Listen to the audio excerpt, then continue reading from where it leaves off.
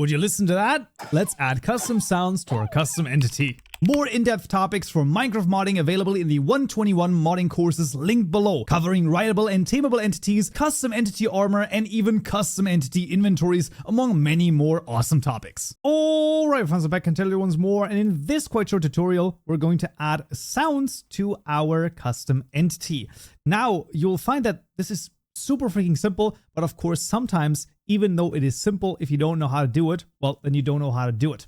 Now, this you could also have discovered it in theory by just playing around with your entities a little bit over here.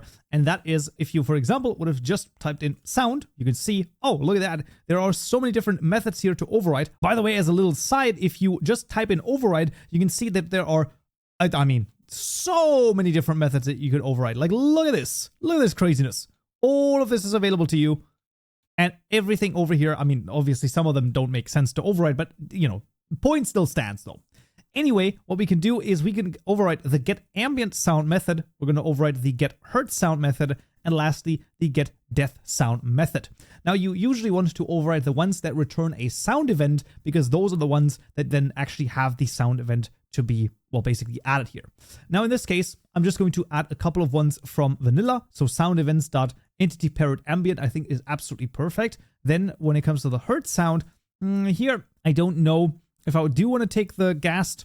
Maybe the LA would actually kind of work. I don't know, but maybe. And then lastly here, the death sound, the panda death sound, I think we could do that. I think those are the ones that we can take over here. Of course, you could in theory also use your own custom sounds, right? So mod sounds dot, this would be the, I don't know, magic block fall, I guess. Obviously doesn't make any sense, right? So you'd of course have to add another custom sound then, but in this case, we're just choosing these three. And if we were to jump into the game, let's see if it works. And as soon as we near a mantis, we can hear that, well, there was a very tiny thing. There we go. Alrighty. And then if I were to, you know, listen, okay, it has to happen.